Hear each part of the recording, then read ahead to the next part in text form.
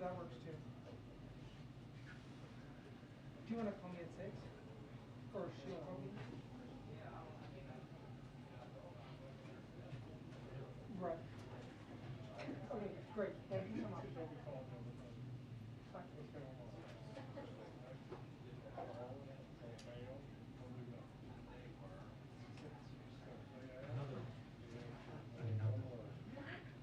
That's not good. Right? That's so nice. Yeah. So, after.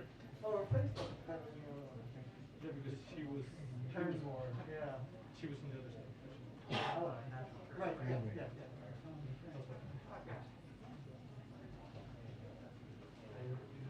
Good. Yeah. You know, sometimes you get lucky. Oh, really? It's not a remote. No, but your remote was better. You haven't even seen me. You showed it to me. You got, wait a minute, the handshake, that one. No, there wasn't a remote. Really? How'd you get those pixels?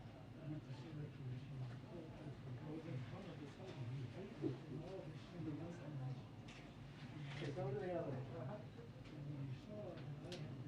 Oh, that's just a crop. I mean, it's a different picture. Yeah, yeah, yeah. One of you guys could win. You guys have like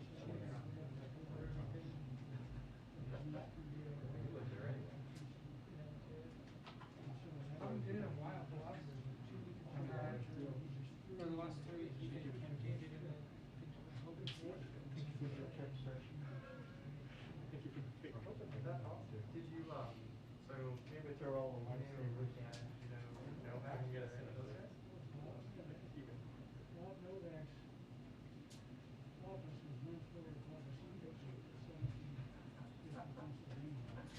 Even. How far over are we?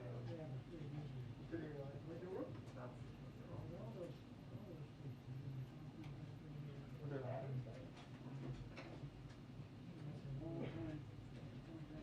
He was like in front of the letters. Yeah.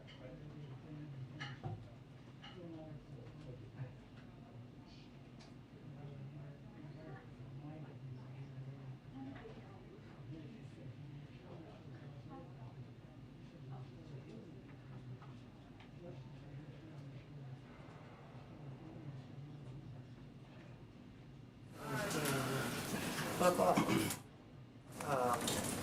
Very cool. So I was an old girlfriend of mine at the University of Minnesota, and the thing that I found so remarkable about the campus was the law library, and then also it was so beautiful, but also all the tunnels between all the buildings because it got so cold in the winter.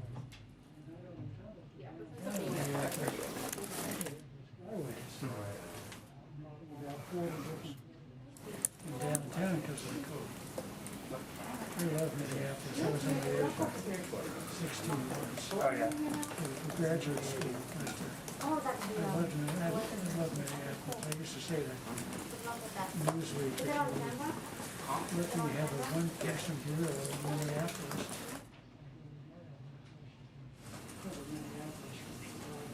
Hello.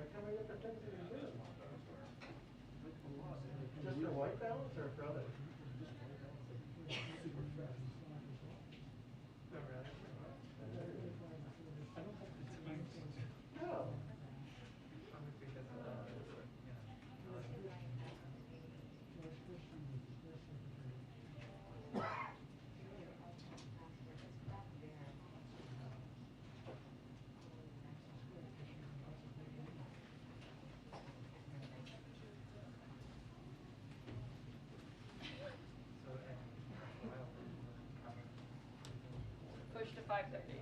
Just kidding. Oh my gosh. I know, it's actually not funny. Sorry, dark humor.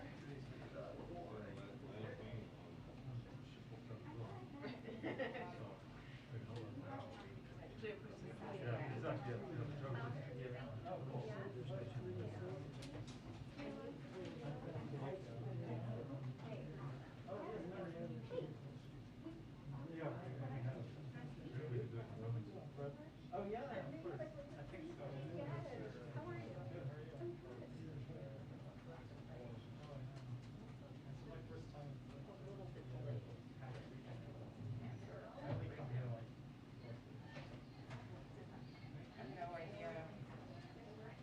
that's part of the great discussion. I know. I knew that. Oh yeah, I will. I don't come that often. It's a special.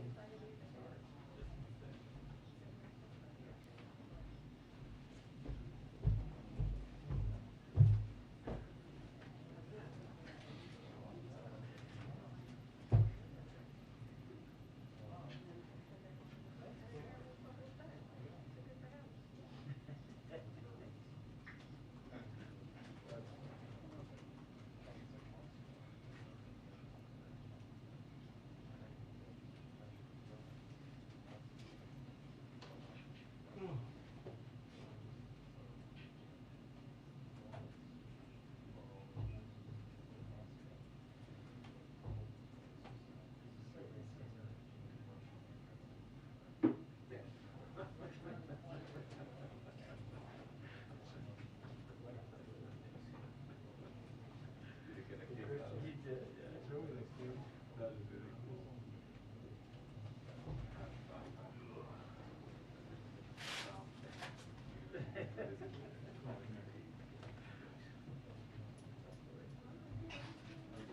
Yeah, right. I just send you whatever.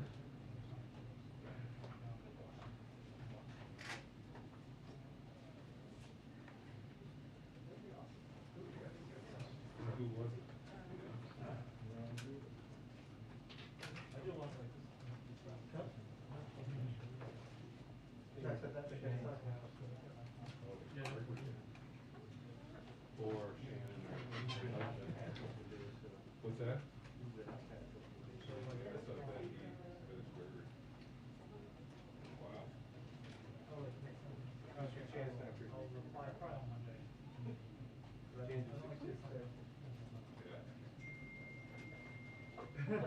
Monday morning, people are fresh. Deal like 3 weeks.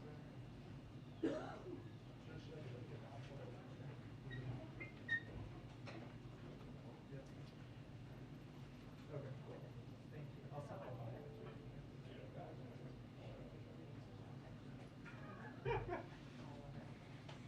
The list of movies I've watched, I've heard of books, I've heard of restaurants.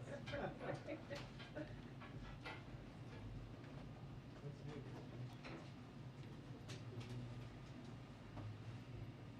Where's this? Oh, really? It's not like.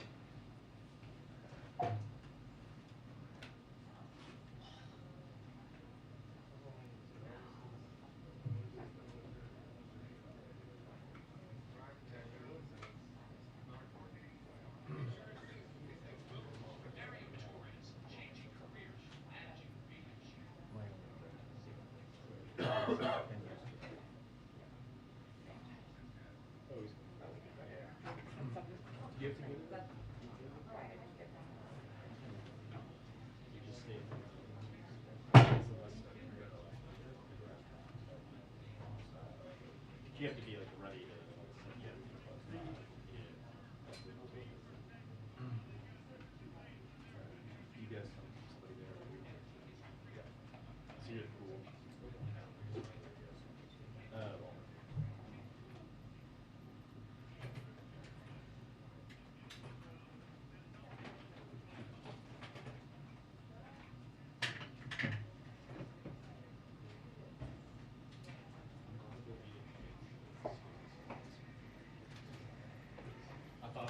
class 30 departure. This will probably mess this.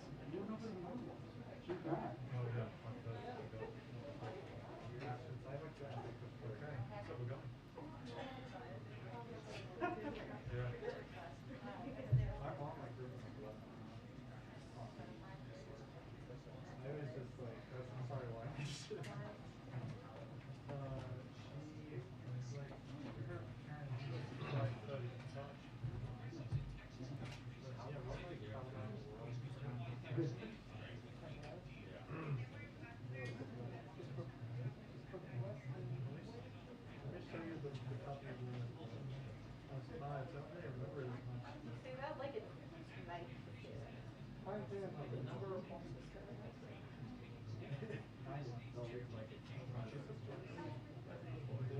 I don't really know the people who are at the front desk when I was there a couple of weeks ago. The last time we were there, we were together and walked through it. Yeah. I don't know, I didn't really recognize people who were, like I recognized one or two of them. I did it yesterday. They say, I did it a week ago. Yeah, well, I would wait. Good thing that Jen Psaki starts at like 3:20 or later.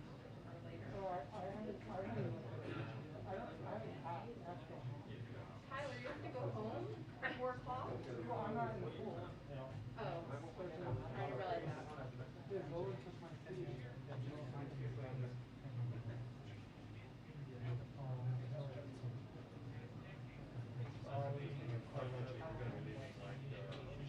Right up to this, right? Yeah.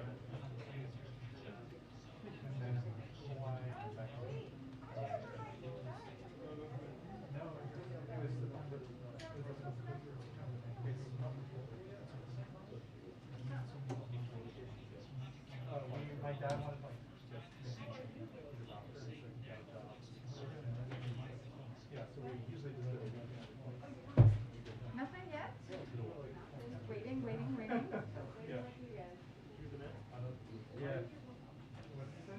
Oh my God, yeah. My dad is kind of, he was like, one of the things about the, I mean, so saying all this, you know, we could like easily like find a new job and he's like, yeah. And so, yeah, kind of like when I have chips goes on, I do that. It's like, if I can make it, I can't, maybe if I'll be like, running, I can't take 9 months off, but it's like running your time, it's like, you know, but they don't, that's not how corporate America works. Well, it's like, just like, you can't, yeah. But no, that's, it's kind of like, you know, vacation world, so I don't know.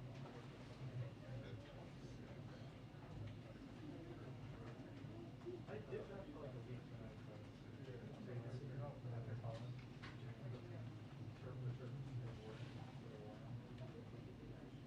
So, but, you know, kind of like, and, it's so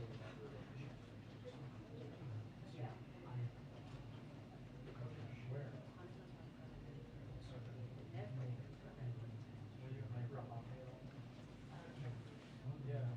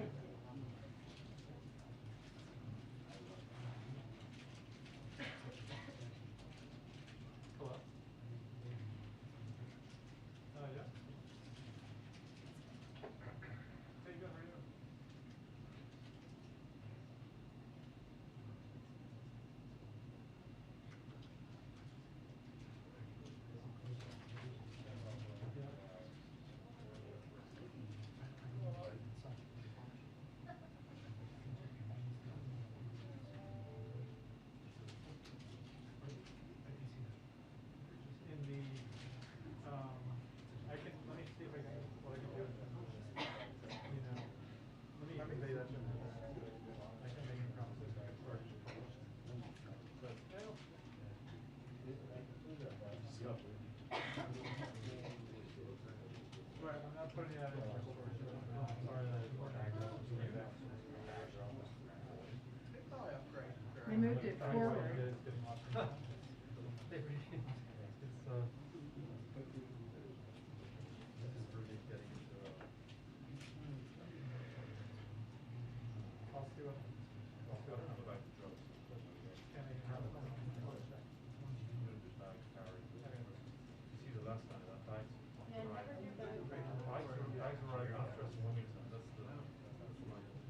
Yeah, it's dangerous. Never do that unless it's like a week long trip.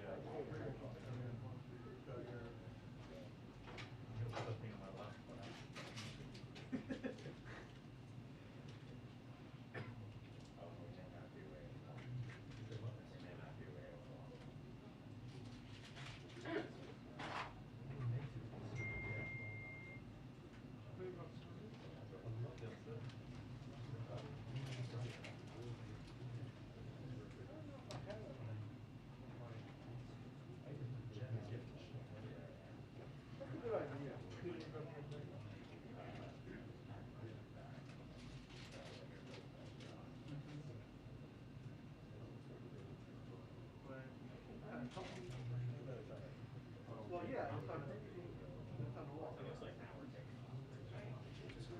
Oh, that's that.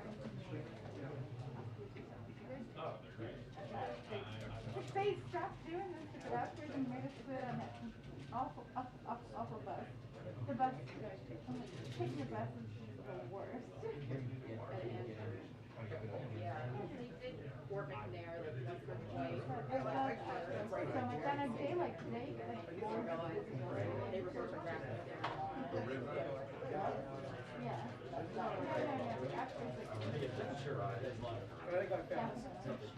How long does it take to do off-screen? Well, okay, so what if Fast, it's really fast, yeah. Where do you think? Yeah, you like, yeah. Yeah. Just a few. Yeah. Nobody follows those lower the grant. I did it once. Got it? Thank you. Well, I didn't have it on. I didn't realize it was on. Yeah, I did. I should have done that.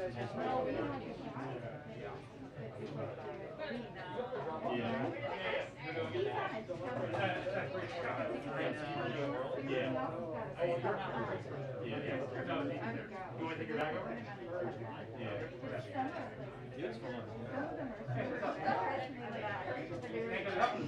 Yeah, I took it in New York City. So I could have threw it. Yeah. As long as it doesn't get pushed until 5:30. I was on one. That's not my USA Today. And you're with She's like, oh, it's actually 6:30 today. Yeah, no, he's You're going to Wilmington? rode around a lot. Yeah, yeah. That was really one of my best friends. I don't even know why would they take Air Force One just to Delaware instead of off-screen? I guess depending on what they're doing. Sometimes I'm wearing twice. Yeah, yeah. No longer if So you're if it's weather. Yeah, yeah.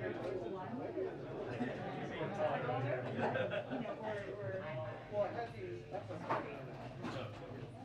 You kind of hope for a bad weather call so you can go on Air Force One, you have to ride. Are you just there one night?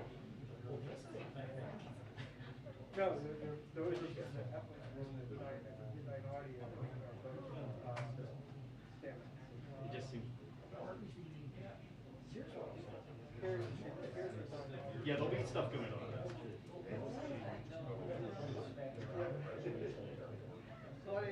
Yeah.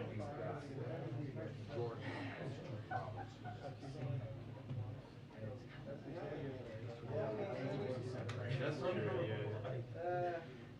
But there also could be like something. Yeah, that is tough. Because then it's like tiny little book and it's just like. Yeah, and then all the other. He takes questions. Well, that's.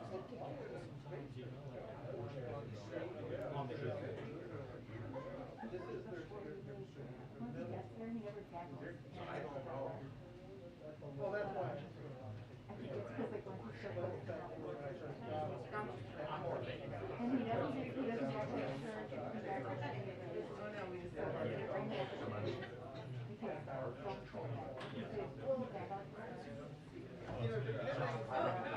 Did you see they put up daily guide?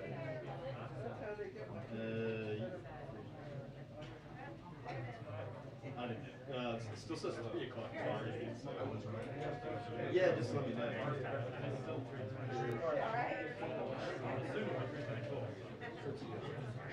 No,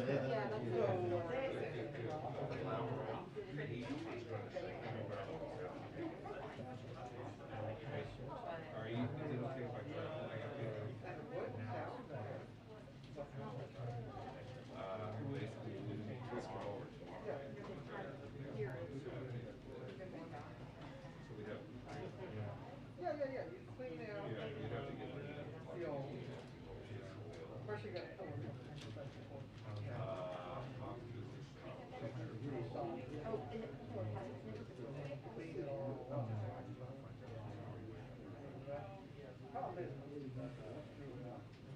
Yes, you gotta call right away.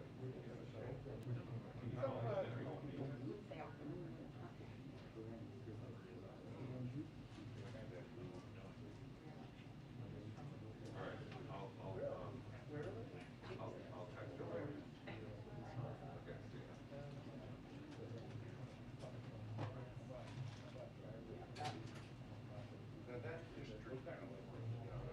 Oh, they're different.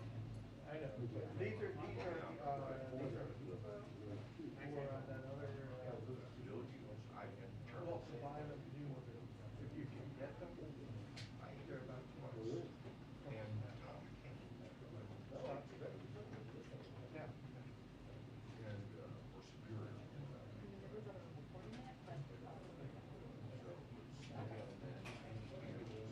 There's the Doc Audios, they're now.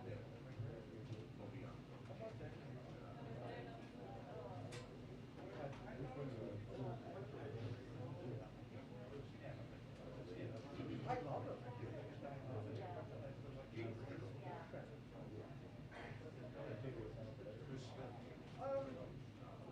Yeah, and generally, yeah, and like I said,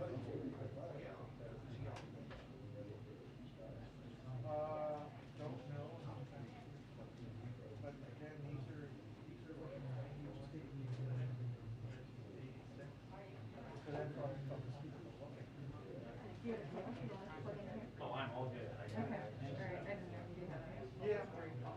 We're in here. I was like, appreciate it. That's what I did.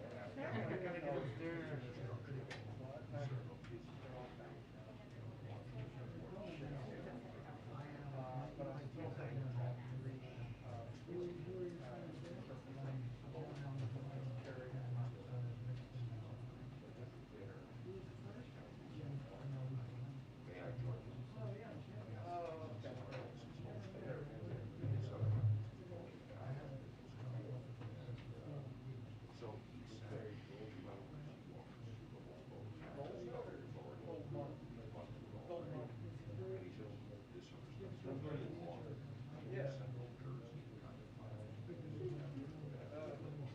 so this is more of a test.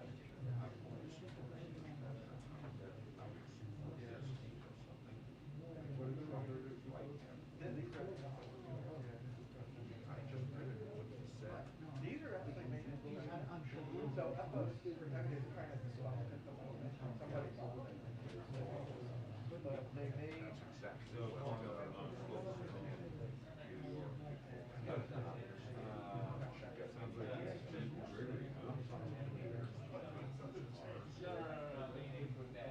The daily guidance schedule.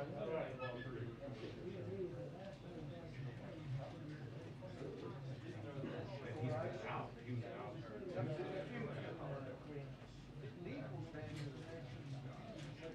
Yeah, yesterday, that's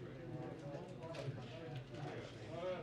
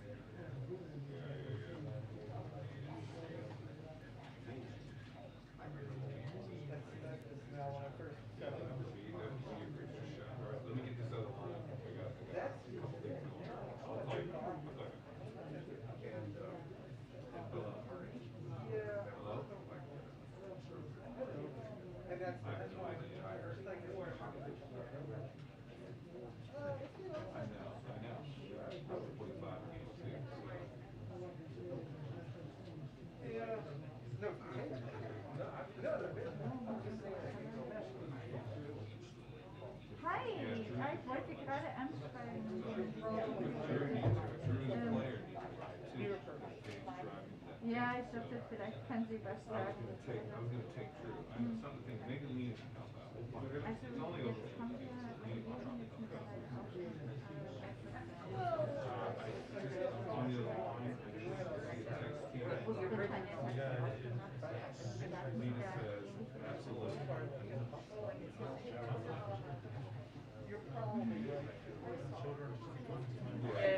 Don't mind them. Okay, all right.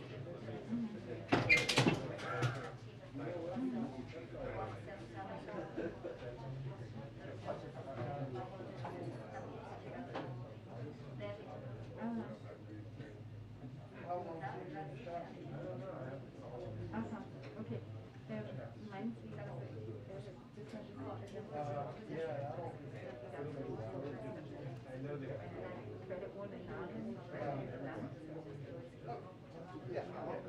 Also wir würden das quasi in unsere Geschichte schicken, schreiben.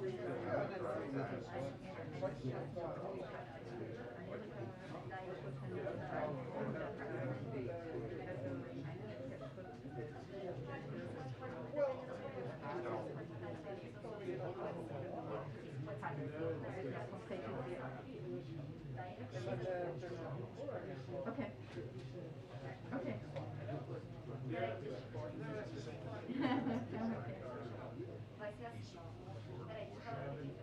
Okay, super. Oh, you do? Okay. Sie können mich am besten, wir sitzen sehr, ich noch nicht, aber meine Kollegen, die das schauen. Aber das, ja, ja. Nee, klar. Ich sitze gerade hier im Briefing Room und warte auf das Jen Psaki kommt. Also das heißt, wenn Sie die Antwort bekommen, das heißt,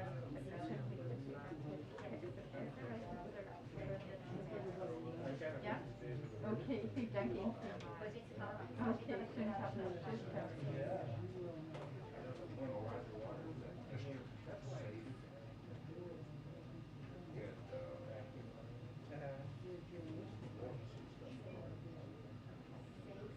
I had an Aeroflot. And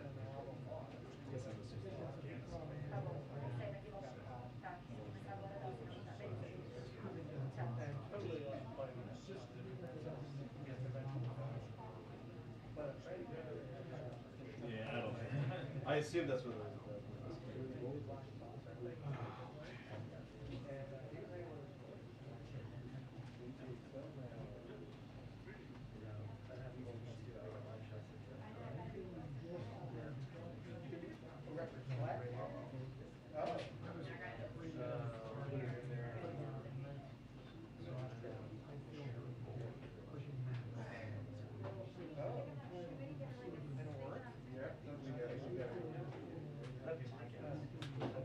yeah, but let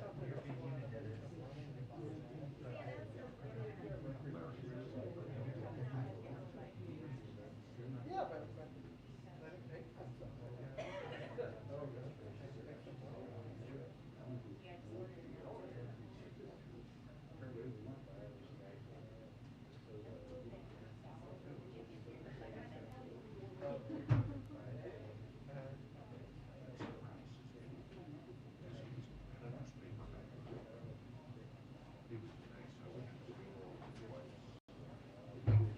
I would say, yeah. I'm not having a battery. I think it's like.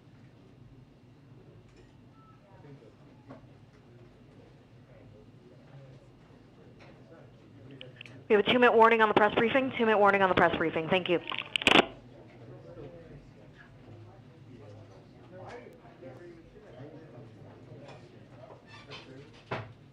No, back. Oh.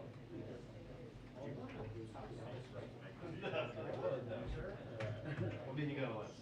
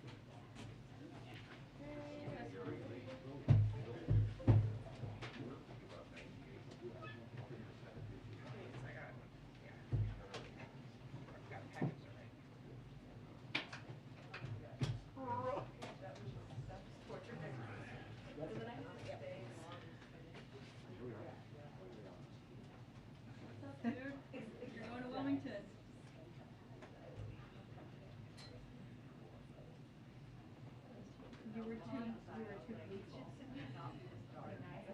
Yeah,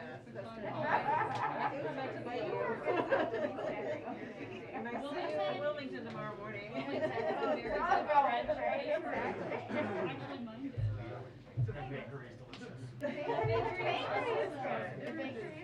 great. And I really, really love this speakeasy. This speakeasy is great. It's normally. I've never been there. There's a speakeasy. Oh my God, it's amazing. Squirrel places. Yeah. Oh, there's about to be a Bardet steak right next door.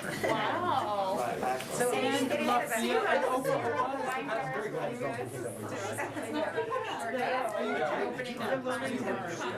Travel Bureau is like reporting this stuff. Oh my gosh. This peanuts. I'd never been there. I was surprised to. You're like, trust me, there have been a lot worse. I was like, then I Google image.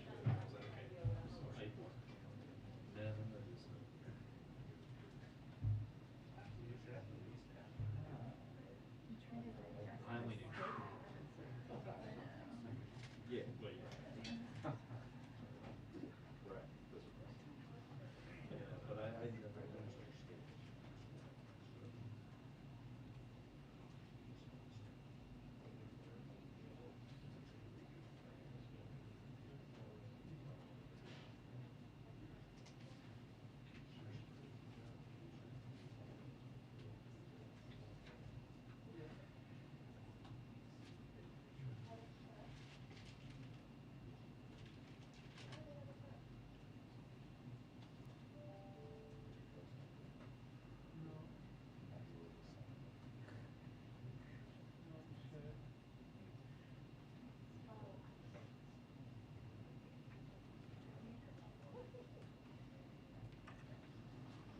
Hi, everyone. All right. I just have one item for all of you at the top, which is a week ahead. And I know there are a few topics to discuss today during our time together. On Monday, the President will host a celebration to mark Black History Month. He will be joined by the Vice President, Black members of the historically diverse cabinet, members of the Congressional Black Caucus, state and local elected officials, civil rights leaders, and Divine Nine leadership. On Tuesday, as you are all tracking, the President will deliver his first State of the Union address. We will have more of his address to preview in the coming days.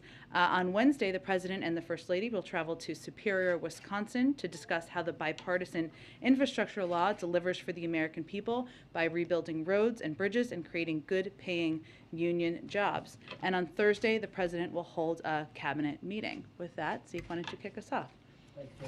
The EU earlier today agreed to hold, to replace sanctions and asset freezes on Russian President Vladimir Putin and the Russian Foreign Minister. Is the United States going to follow suit? Following a telephone conversation President Biden held with European Commission President Ursula von der Leyen, and in alignment with the decision by our European allies, the United States will join them in sanctioning President Putin and Foreign Minister Lavrov and members of the Russian National Security Team. I expect we'll have more specific details out later this afternoon. Thanks. Additionally, could you detail the level of support the United States government is currently providing operationally to the Ukrainian military and intelligence services as they try to fend off the Russian invasion? Is the U.S. continuing to send weaponry into Ukraine? Is it providing intelligence on Russian movements and tactical communications and the like? Well, without getting into too many specific details that are sensitive for a range of reasons, we are continuing to deliver on the security assistance package that was announced earlier last fall. All of that has not been delivered yet. We're continuing to provide that assistance. Obviously, we remain in very close touch, of course, with President Zielinski. I think you may have just seen the readout that we just put out that included the President spoke with him earlier today again, and we are in very close touch from our national security team with members of his team as well, and we continue to consider a range of options to provide additional assistance. And President Zielinski last night said he was target number one of the Russian military. Does the United States have a warning to Russia in the event that that they were to target the Ukrainian president or attempt to capture him or to physically harm him? Do we have a warning to them? Yes, Well- specifically regarding a head of state. Well, let me first say that we have been warning for months that, for weeks, if not months, that Kyiv falling, that attempts to overturn the leadership of Ukraine is very much in the aspirations of President Putin. So their attempts to do exactly that and their continued progress in moving toward Kyiv and moving toward Ukrainian leadership is aligned with what we have predicted. Obviously, going after the head of state would be a significant, horrific act by Russian leadership, but we remain in contact, as you all have seen from the readout we provided with President Zielinski. He's made clear that he's still in Ukraine, proudly and courageously standing up in the face of the Russian attack. And we are certainly continue to be concerned about the ongoing Russian assault on the country. Topic, the Centers for Disease Control and Prevention right now is announcing new federal mask guidelines that, including under them, 70% or so of Americans right now live in areas where they are no longer recommended to wear masks indoors in public settings. Is that guidance that will be followed here in the White House, as Washington, D.C. is now not an area recommended anymore for wearing masks indoors? Sure. Well, we are evaluating our protocols. Obviously, this guidance is just going out now as we speak. I believe Dr. Walensky continues to provide a briefing call with some of your colleagues right now. D.C. currently has a mask mandate until March 1st. We have always followed the most stringent guidelines. That has typically been the CDC, so we will plan to follow that. And in the meantime, we are evaluating our protocols here at the White House. Go ahead. On President Zielinski, in President Biden's phone call with him, did it come up did President Biden bring up whether President Zielinski, he thinks he should leave the country or not? That is not. I don't have any additional details to provide. President Zielinski continues to serve as president of Ukraine. He continues to do that courageously in the face of attacks from Russian military. This was a call for the president to reiterate our strong support for him, for the Ukrainian people, and to reiterate and condemn the actions of the Russians. And on sanctioning Putin and Lavrov, yesterday President Biden had said that was on the table. What changed between yesterday and today? Well, it has been under consideration and on the table for some time, as you know, and as I just conveyed, the president's strong view and strong principle from the beginning of this conflict, and even before, I should say, has been to take actions and steps in alignment with our European partners, and this is certainly evidence of that. And just finally on that one, what does sanctioning Putin himself do in the opinion of this administration? A lot of analysts have said that this is more of a symbolic move than anything. Well, without getting into any specific details, I know you're not exactly asking me this, but sort of about financial assets, et cetera. I will leave that to others to speak to. Certainly the this step that we are doing in alignment and in coordination with the Europeans just sends a clear message about the strength of the opposition to the actions by President Putin and the direction in his leadership of the Russian military. Go ahead. Yeah, I just wanted to ask, and continuing the questions on sanctions. Yep. Today we saw that the Italian government and the German government both said very clearly that they would not veto a move to remove Russia from the SWIFT transaction system. Can you say a word about how quickly you think something like that would happen, and whether you believe that would be another productive tool and perhaps another moment, symbolic or rather an important measure? Sure. Well, again, the president's principle is taking steps in alignment. We are stronger together, especially as we stand in the face of the Russian military's actions and their invasion of Ukraine. As it relates to SWIFT, we've never taken that off the table, of course, and I'm certainly not taking it off the table today, so certainly there'll be ongoing discussions about that. As you know, SWIFT is a messaging service that connects 11,000 banks, and many would argue that there are ways that the Russian leadership could get around that over the course of time, but it certainly remains an option on the table. In terms of the timeline, I don't have anything to predict for you on that. We were also reported today that China has actually increased its reserves as opposed to releasing reserves, which could help perhaps with the energy price increases that we're seeing. Have you what do you think of that move? And then also, has there been any further communication? Does President Biden intend to talk to President Xi, or can you say a word about what you're doing in terms of trying to convince the Chinese to be supportive? Well, I would note that also today, the IEA had an informal meeting where they discussed options they could take over the coming days and weeks to help address any volatility in the global markets and the heightening of price volatility. And certainly that meeting today was a chance to consult and continue coordination with partners on global energy supply and security. There's also continuing conversations that we have had from here with partners over the past day. Secretary Granholm spoke with French, German, EU, and UK counterparts yesterday, and we'll continue those conversations. As it relates to China, I would say that the president's view, of course, is that now is the time for leaders of the world to not just speak out clearly against President Putin's flagrant aggression and to stand with the people of Ukraine, but this is not a moment for equivocation or hiding or waiting to see what happens next. It is already clear what's happening, and as a part of that, it's also important to be a part of the effort to mitigate and minimize the impact on global markets and global oil markets. And so I don't have any additional conversations to read out for you, but I would say certainly we all want to be part of the solution here and stand up in the face of aggression to help address the problems. Are you saying that China is, in fact, equivocating? All I'm saying is that every country should think about what side of history they want to be on here, and they have the ability to do that. Go ahead. When did President Biden make the final decision to sanction President Putin? It was made, it's been on the table for some time, but through coordination and discussion with our European partners over the last day or so.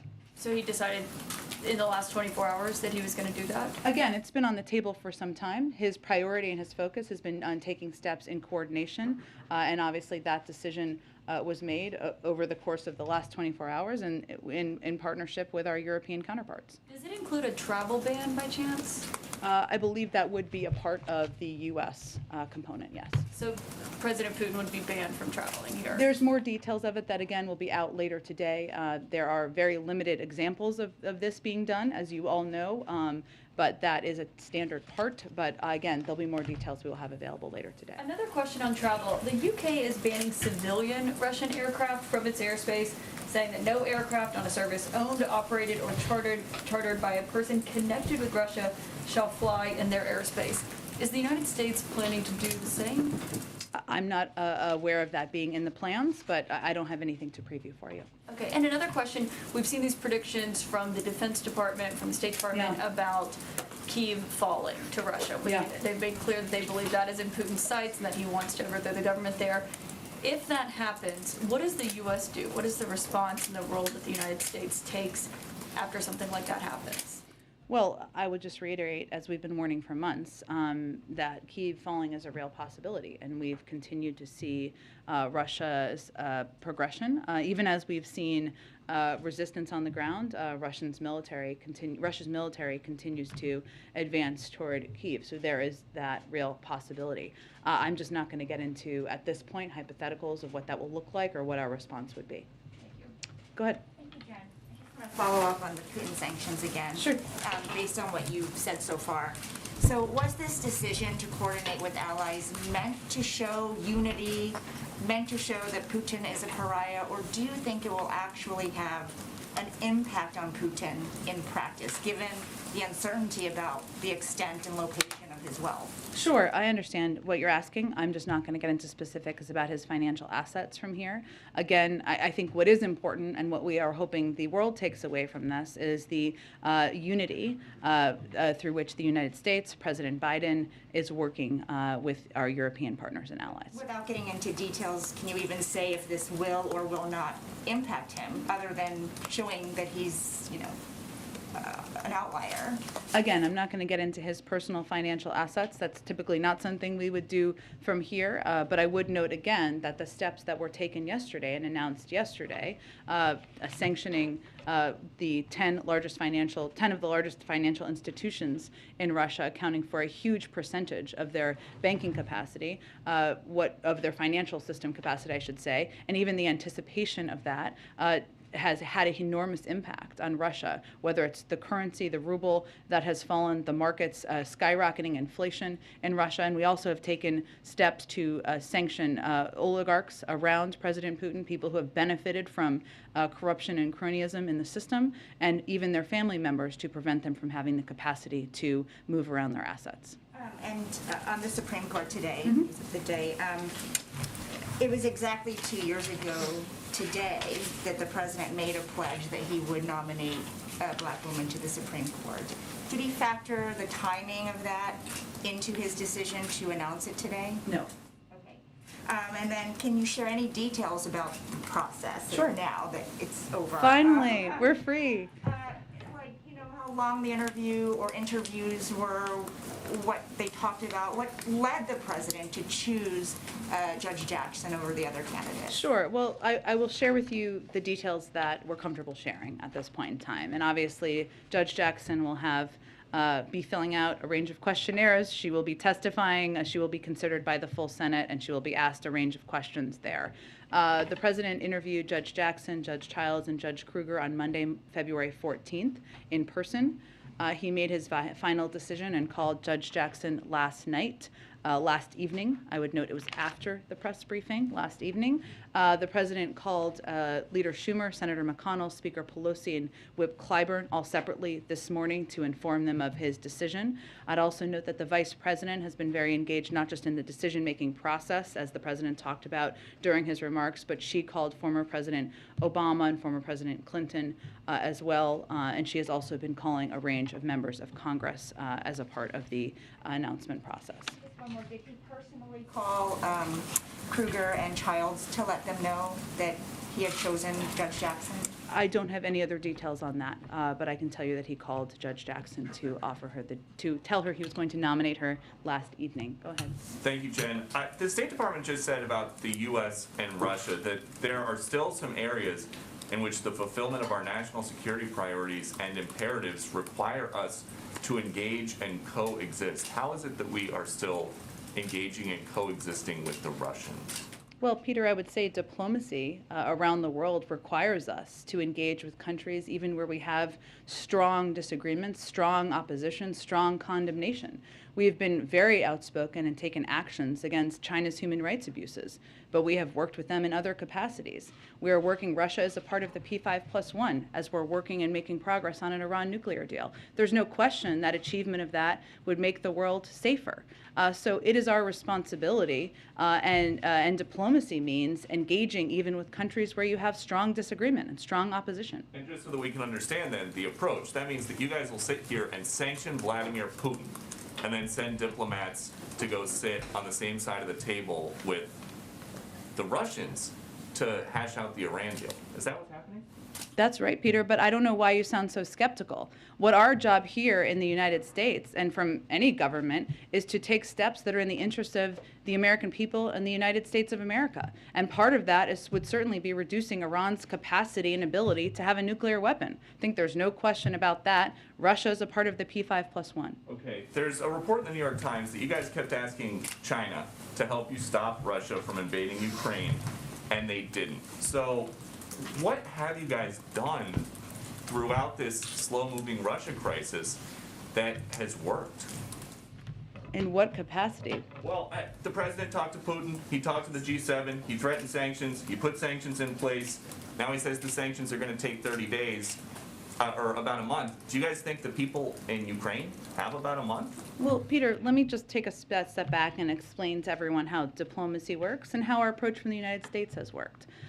What the president has done is he has built a global coalition to stand up in the face of President Putin and President Putin's aggression and invasion of Ukraine. What he has done is he has rallied the world, our European partners, even at cost to them in some capacities, to put in place significant sanctions, historic sanctions that would have a enormous impact on the Russian financial sector. It is President Putin's choice to go to war and invade Ukraine. That is what he has done. It is our choice and our responsibility and the role of the President of the United States to rally opposition and make sure they feel significant pain from from that choice. That's exactly what we have done. And I understand that you're saying that these sanctions will have an impact on Russia, but what good does that do these people in Ukraine who are seeing the news and these U.S. intel assessments that Kiev is going to fall any day? Well, Peter, first of all, we are the largest provider of humanitarian assistance, of security assistance in the world to the Ukrainian government, which still stands, and the biggest supporter of the Ukrainian people, and we will continue to be. And we are leading this global effort to stand up against the aggression of President Putin. And so the president is doing nearly everything in his power to lead the world and stand up against the actions of President Putin. What he will not do is send U.S. troops to fight in Ukraine, because he is not going to put the American public, the American people, or the United States in a position of fighting a war with Russia. Go ahead. If I can ask you about, we've been watching a lot of the pictures play out from overseas. We've seen anti-war protesters rounded up and arrested in Moscow and elsewhere throughout Russia. We've seen awful pictures coming from throughout Ukraine, including one today that was dramatic of a Russian tank literally rolling over a Ukrainian civilian vehicle. Can you just give us a sense, is the president watching this happen, his reaction to this, his message to those anti-war protesters? Well, I mean, it's horrific to watch. It's heart-wrenching to watch. And we have all seen the images. The president, the vice president, members of our national security team, and it almost doesn't matter how much you've been through, how many conflicts you've watched over time, and he has unfortunately watched many in a variety of national security roles, to feel heartbroken by what you're seeing happen in Ukraine, in a sovereign country that is having its right to exist threatened by Russia, the aggressor in this case. I would say our message to the Ukrainian people continues to be that we stand with you, we support you, we are going to do everything, humanitarian assistance, economic assistance, continue to provide security assistance, and rally the world to condemn the actions of President Putin. And to the anti-war protesters in Russia? Well, first, I think we would say that we are amazed by your courage, your remarkable courage in standing up against what President Putin is doing. It is not easy to protest in many scenarios, but it's certainly not easy to protest against the actions of an autocratic leader, and that's exactly what these protesters are doing. There's a large room. I'll ask only one last question, which is as it relates to the Supreme Court, following up on the questions here. The president wanted it to be a bipartisan process. Has met with many Republicans, Chuck Grassley, the top Republican on the Senate Judiciary Committee. 3 Republicans helped confirm Judge Ketanji Brown Jackson in the spring of last year. One of them, Lindsey Graham, today said, among other things, that this selection means the radical left has won President Biden over yet again. The White House's response. Well, I think what's most important for everybody to know and understand is more about Judge Jackson's record. And what was very compelling and to go back to Weij's question, sorry I didn't answer this part, what was compelling to the president. I talked to him about this morning, and you heard him lay this out in great detail in his remarks. Judge Jackson is someone who very much is in the mold of Justice Breyer, having even clerked for him. She talked about that during his remarks. When she was confirmed as a district judge in 2013, Judge Breyer praised her for being a wise decision and swore her in. And even parts of their biography overlap, time on the Sentencing Commission, time as a federal judge. But it's also how she has approached her role as a judge that was very compelling to the president. She's issued opinions without regard to partisan considerations. She's ruled in favor of Republicans and Democrats. She's ruled for and against the government, regardless of whether the government is led by a Democratic president or a Republican president. Litigants, lawyers, and judges across the ideological spectrum appreciate her ability to be an impartial adjudicator, and that's exactly what you want as a judge. She's even clerked for 3 different federal judges who were appointed by presidents of different political parties. So I would just note all of that to suggest that anyone who is already ruling her out without even meeting with her, engaging with her, and reviewing her extensive record as a fair and just judge, there may be other reasons for that. Thank you. So go ahead. Thanks. Do you have any update on the hostages that were reported to be taken at Chernobyl? I unfortunately don't have an update on that from here at this point. I can check for you after the briefing. Does the U.S. have any plans to speed up the refugee processing for Ukrainians that do want to come to the U.S. as they did with Afghans that wanted to come to the U.S.? Well, it's a slightly different circumstance, I will say, because our assessment is that the majority of refugees will want to go to neighboring countries in Europe, many of which have already conveyed publicly that they will accept any refugee who needs a home, whether it's Poland or Germany, and there are probably others who have made those comments. So we are really working in close lockstep with our European counterparts about what the needs are and how to help from our end meet those needs. That certainly means an openness to accepting refugees from Ukraine, but also making sure that all of these neighboring countries who are willing to welcome these refugees, have our support in that effort. Go ahead. Thanks, Jen. I know the White House has said the U.S. won't be sending troops into Ukraine to rescue Americans who are still there. So what is the U.S. doing about Americans who are still left in Ukraine as the situation gets more dire? Well, I will first start by saying that we have been warning for months now about the dire circumstances developing in Ukraine and conveying very directly to American citizens they should leave. We have also been in touch from the State Department with every American we can reach. I would point you to them for more specifics on that. And we continue to have the capacity to, help them in a range of ways, even as we don't have a diplomatic presence in Ukraine. We don't have people in the country right now, obviously, but they are in neighboring countries. I would really point you to the State Department for any more specifics. The president is obviously now going to be in Delaware this weekend. Can you share what he will be doing there? Will he be traveling with members of his national security team? Will he be receiving regular updates on Ukraine? Sure. He will have a meeting with members of his national security team tomorrow in Delaware. I will note that while every president can work from anywhere they are, because that is how presidencies are equipped, he is traveling to Delaware for the memorial service of a family member, and he will be, that is why he is traveling there this weekend. Go ahead. Just to follow up on that question, does the president have special secure facilities in Wilmington? We know that obviously at Camp David, that is something available. Given the national security crisis, is that something that is also available? The president has the capacity to make a secure call from anywhere he is, yes. Okay. And then on the Supreme Court, how important is it to the president that Judge Jackson receives bipartisan support if she is confirmed, and how much political capital and time and energy is he personally going to put in to getting Republican support for her nomination? Well, I think, Tyler, let me flip this around a little bit for you and just say the president's view is that when you look at somebody like Judge Jackson, who is extraordinarily qualified, has impeccable credentials.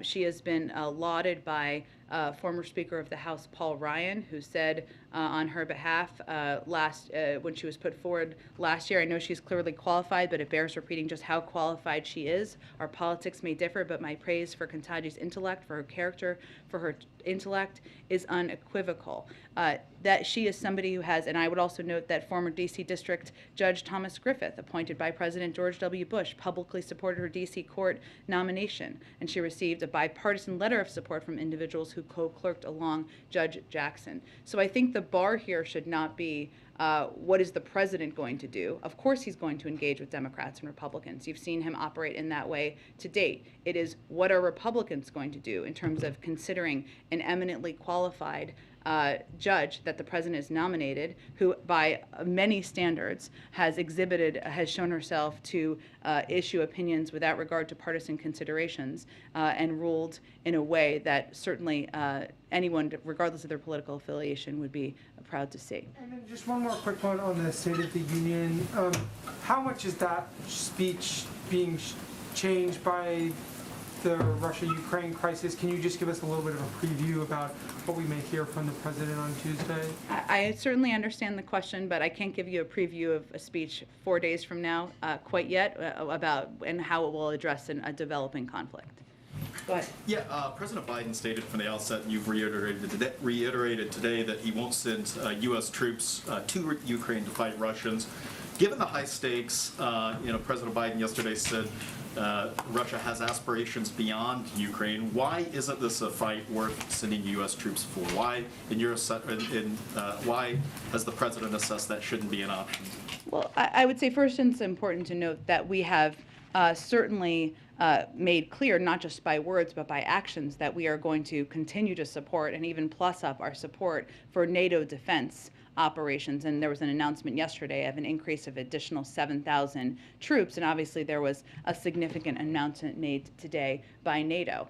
We will firmly stand behind our Article 5 obligations. But I would say, as it relates to sending U.S. troops into Ukraine, the role of the President of the United States, any president, is to make an assessment about what is in the interests of the United States, our national security interests, the American people, and certainly weigh very heavily how we're leading the global community. But it is not in our interest to be in a war with Russia. And so, no, we are not sending U.S. troops to Ukraine. But by stating up front that this is not an option, didn't President Biden take away what could have been a threat to deter Putin from invading and to further push into Ukraine? I think the president believes he has a responsibility to be very direct with the American people about what his intentions are and what his intentions are not. And that is his first priority as president. And finally, what was the White House's reaction to President Zielinski today in a video address saying that Ukraine has, quote, been left alone to defend itself against Russia? Well, as you know, the president spoke with President Zielinski and made clear to him during that conversation that he commended his brave leadership, his brave actions, the brave actions of the Ukrainian people who are fighting to defend their country. He also conveyed our ongoing economic, humanitarian, and security support that we will continue to provide. So that is hardly standing on the sidelines. We are providing, again, the largest provider of security, economic, humanitarian assistance of any country in the world, and we will continue to support President Zelensky and the Ukrainian people. So the White House doesn't think he's been left alone? I think I'll leave it at that. Go ahead. Thanks a lot, Jen. Does the administration have any plans to offer TPS to Ukrainians who are in the United States or who might end up coming to the United States? Does it support the idea? Well, it's a process that would be overseen by the interagency, go through an interagency process led by the Department of Homeland Security. I know there are many advocates for that, but I don't have an update on the process or if it will happen. What plans does the administration, in regard to refugees, sure. What plans does the administration have to take in, for the United States, to take in some refugees in the United States?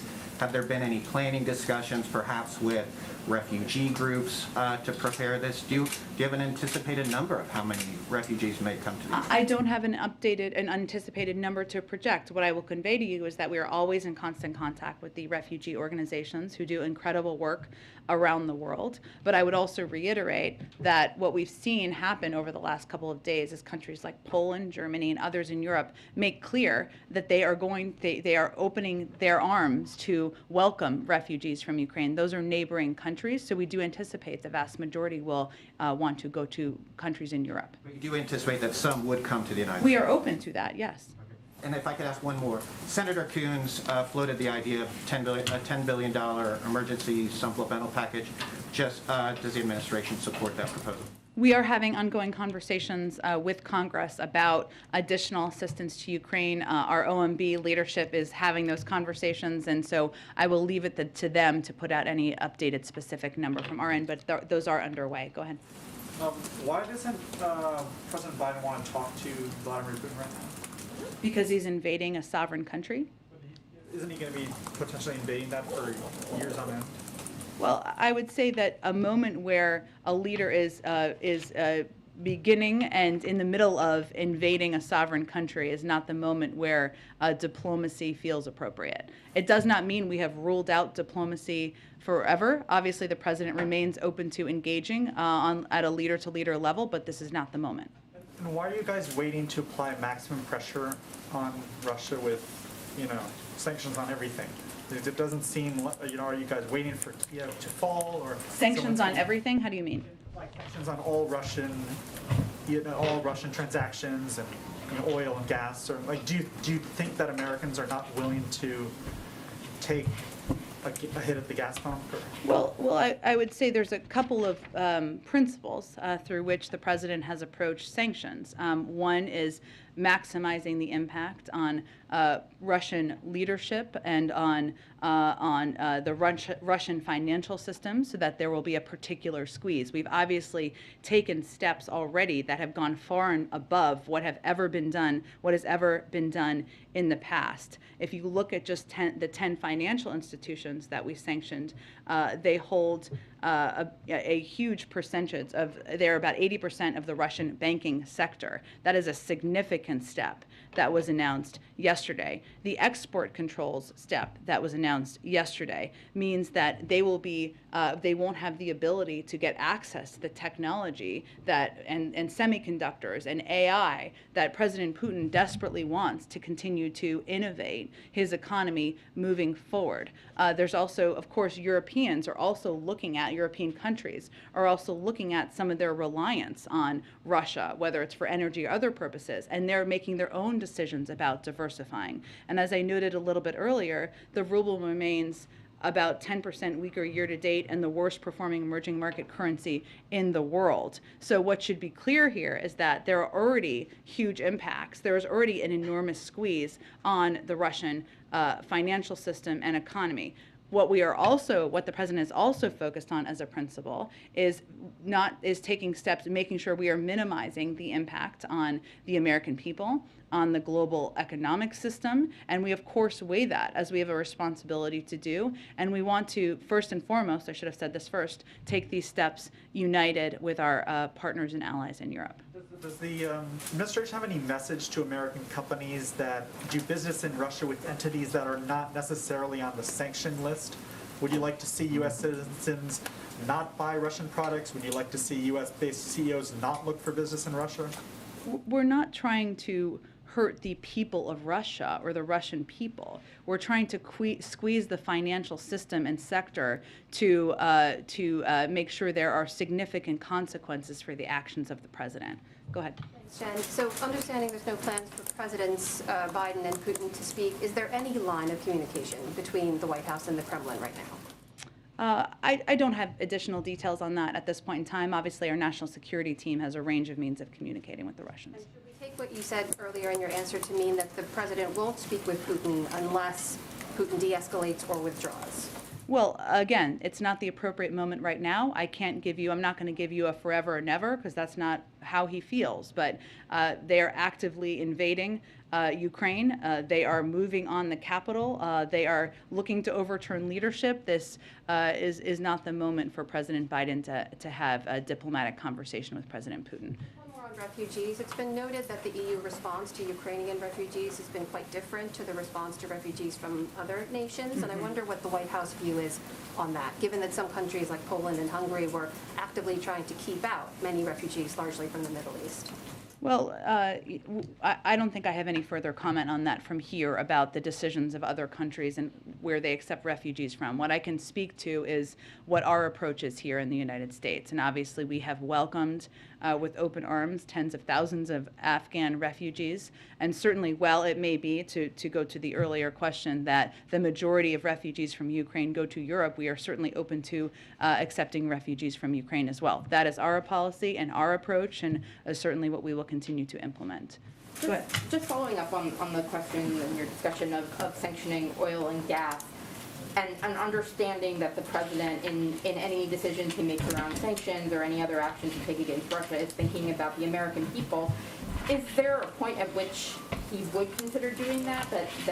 Is that like the energy sector? Yeah, is the energy sector at some level on the table if Putin gets even more aggressive? And also, there are also some other countries that have worked for carve-outs, for instance, Italy and luxury goods.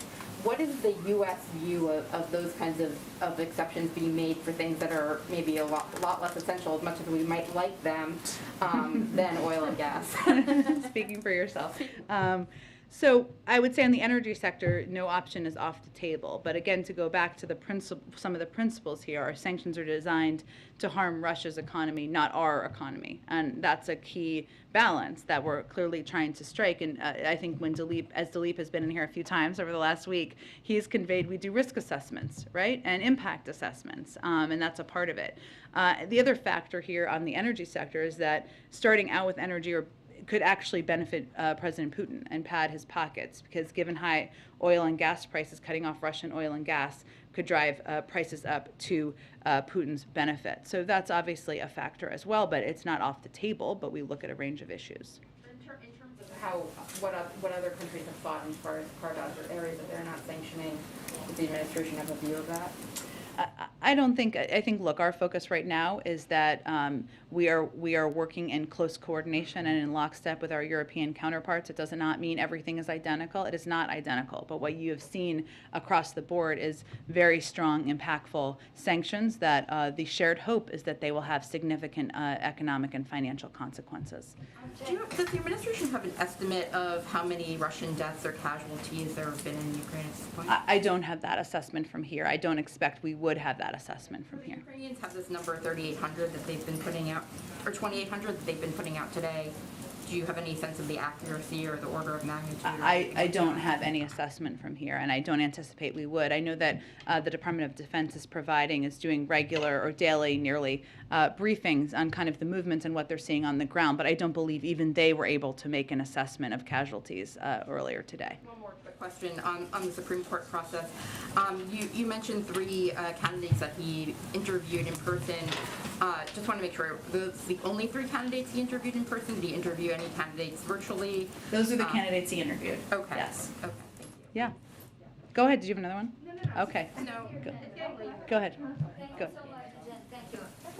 Jen, does the White House stand by the support you guys gave to Brazil to become a global partner and NATO after President Bolsonaro met last week with President Putin, and still President Bolsonaro didn't condemn the invasion?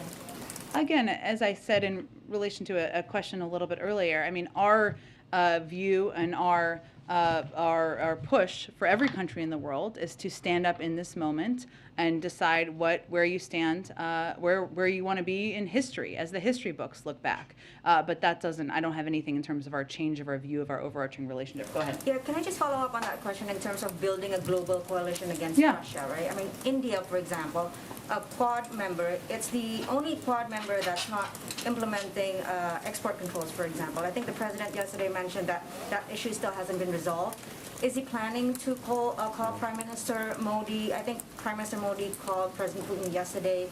And just can you speak more broadly in terms of bringing all these other partners that maybe, not in Europe, but, the Quad, as well as perhaps ASEAN members who are pretty ambivalent and cautious about condemning the Russian invasion?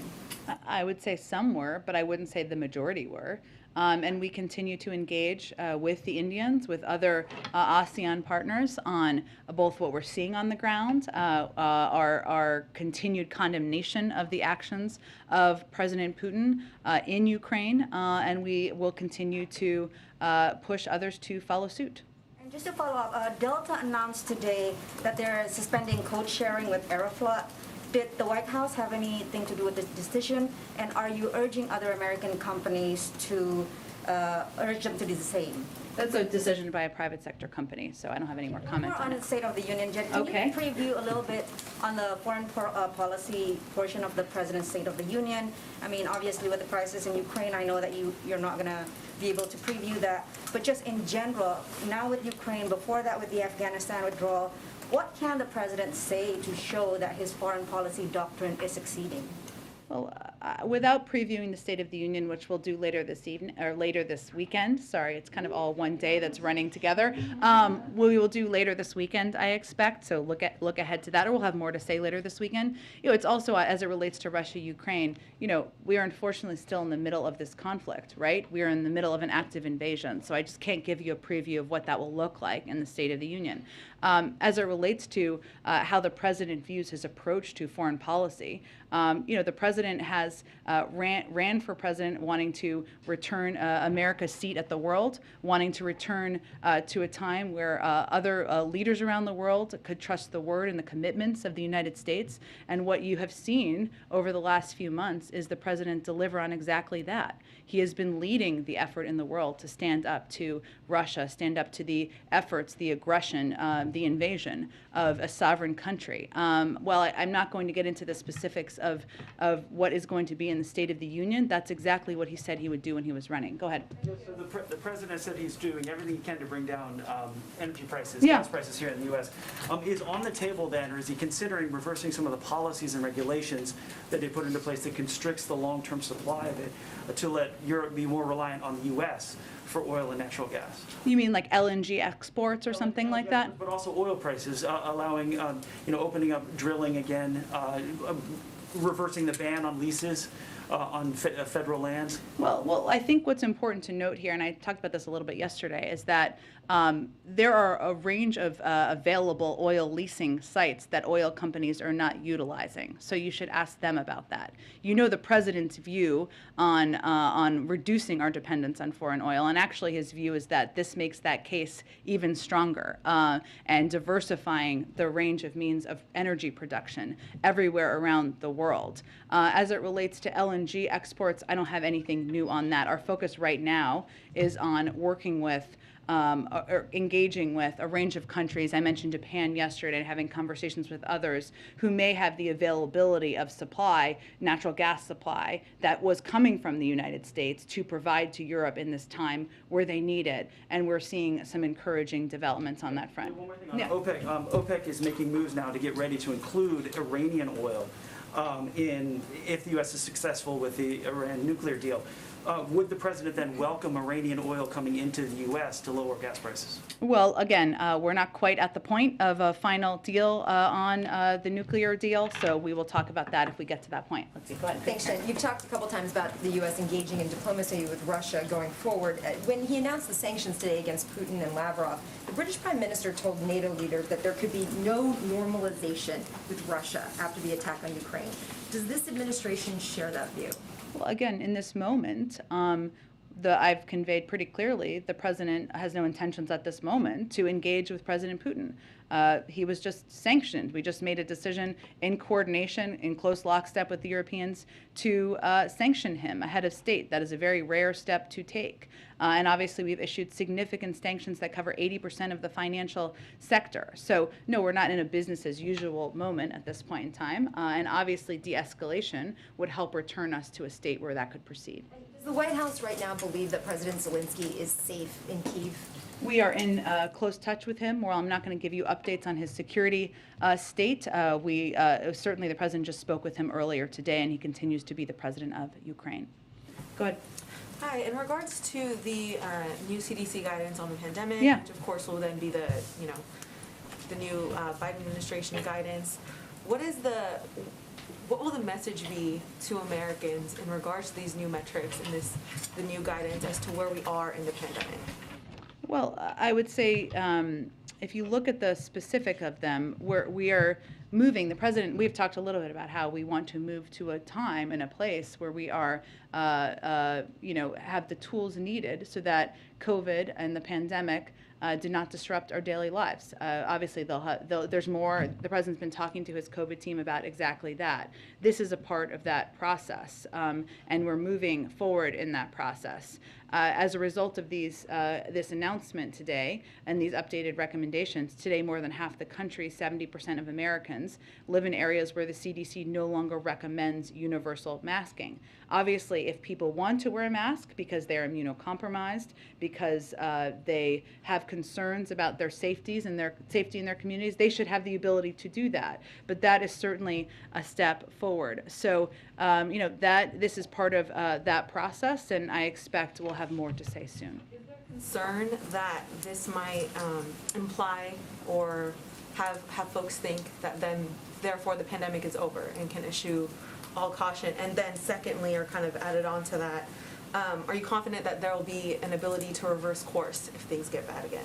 Well, if nobody is saying it means it's over, including anybody who has a big platform, for example, then we're not concerned about that. That is not what we're conveying from here, right? What we are conveying from here and what the CDC is conveying is that America is in a stronger place today. as a nation. We have more tools than ever before to protect ourselves from COVID-19, vaccination, boosters, treatments, testing, high-quality masks, improved ventilation. Over 200 million people are vaccinated. Nearly 100 million Americans have been boosted. And the CDC is providing public health guidance that has a couple of different clear levels so that people can understand what their recommendation is as it relates to wearing a mask. That's exactly what this is. There are still people dying every day of COVID. There are still immunocompromised populations. But what we are trying to work towards is a period of time where where COVID is not disrupting our daily lives.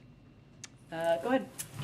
Just wanted to know, you said that the president has done everything in his power. We've seen the sanctions, shoring up the NATO eastern flank, all of that, but no troops. You repeated that. Doesn't that also send the message to Vladimir Putin, clearly it hasn't stopped him, that other nations in the region that are not NATO members are also free game for him, since he's not going to have that stop? Well, I don't think the crippling sanctions that the president has issued or approved, and we announced yesterday, that cover 80% of the financial sector, that are having an impact already on the financial sector there, or steps that the president has taken, including banning export controls, or steps he's taken to sanction oligarchs and to rally the world to take not only significant financial steps, but also to treat President Putin as a pariah, send a message that there's a free walk for anything. In fact, President Putin is isolating himself further. If his objective here is to, as his stated objective is to divide NATO, if his stated objective is to divide the West, it's having the opposite effect. So I don't think that would be our assessment. But Go ahead. Can I just a quick question on cyber attacks? Yeah. The NATO Secretary General again said that he would view a cyber attack on a NATO member, this time talking about NATO members, as something that would be under Article 5. Is that the view of the United States also, that a cyber attack? Yeah, I answered this yesterday, and I said that it would be up to NATO members to determine what that looks like and what any response would look like. Go ahead. Has the president been in touch with, before or after the decision today, with Congressman Clyburn? He, of course, was a big booster. Yeah, he called him this morning. Thanks, Jen. Oh, okay, one more, last one. Thank you, Jen. Oh, go ahead, yeah. Thank you, Jen. You've said that the U.S. will not go to war against Russia.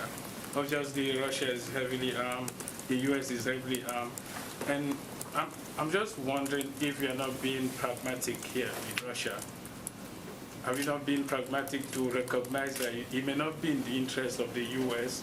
for Ukraine to be a member of NATO, which is the key request from Russia?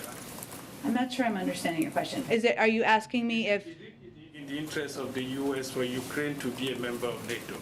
it is up to every country to determine what alliances they want to join or not join, and that is not a pressure point we issue from the United States, and we think it's important for that to remain open. That you are looking for a job at CNN or MSNBC?